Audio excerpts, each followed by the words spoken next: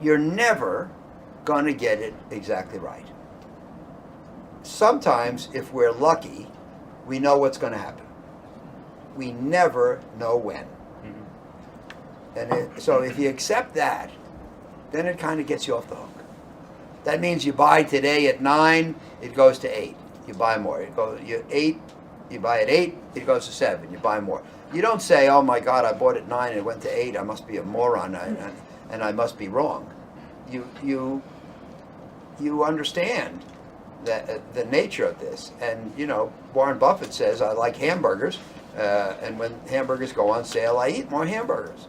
So, if you did an analysis at 9, and if the analysis was sound and it goes to 8, you should buy more. Now, of course, in our business, there's always the question of when does resolve turn into hubris, and there's no easy answer. But it always goes back to rechecking your analysis, and ultimately to your analysis being correct.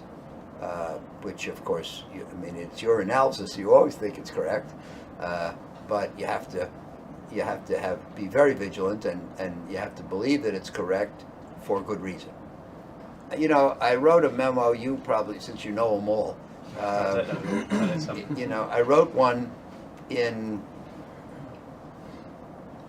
I think it was February of 16, called "What Does the Market Know?" And see, what happened is in 16, the market got off to its worst start in history, and it was really collapsing, all markets. And so I wrote a memo called "On the Couch," because I said that every once in a while the market needs a trip to the shrink, and that it was really the victim of irrational fear. So I went on Bloomberg the next day, and the hosts kept peppering me and saying, well, stocks are collapsing. Isn't that a sell signal? So I went back to my office and I wrote a memo that day called "What Does the Market Know?"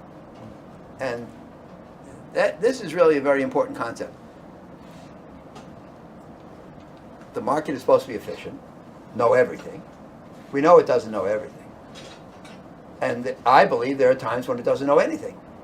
So, I said you can't let falling prices be a sell signal, because falling prices are the equivalent of investments being put on sale.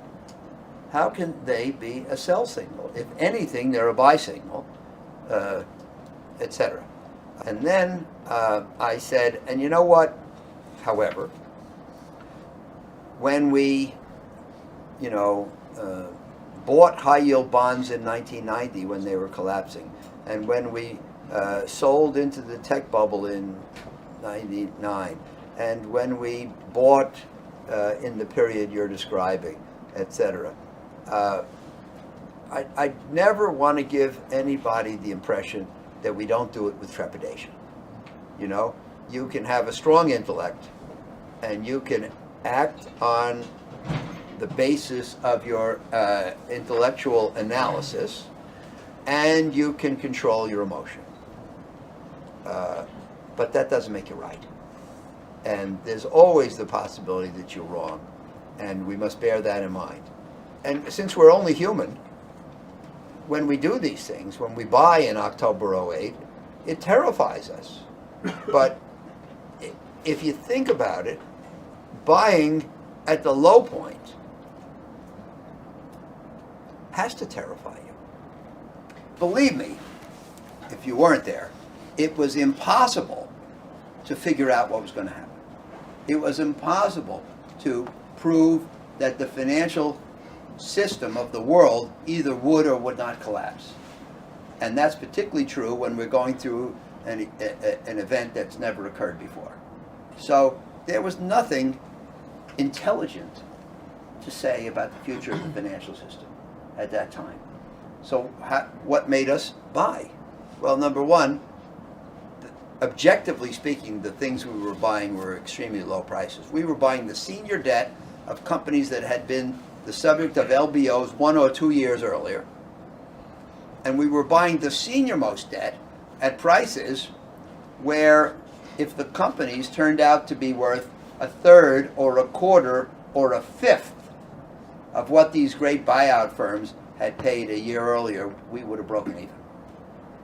Well, sometimes, like when you go to buy a car, you negotiate with the car salesman. You know, you say, well, yeah, I probably could have gotten another 5% off, right? But did you ever say, well, I probably paid too high by a factor of 4? You know, I bought that car for $60,000. If I'd only negotiated a little, I probably could have paid 15. But then the other thing is, we reached the conclusion that what I wrote is, if we buy today and the financial system falls apart, doesn't matter what we did. But if we don't buy and the financial system doesn't fall apart, then we didn't do our job. So we should buy.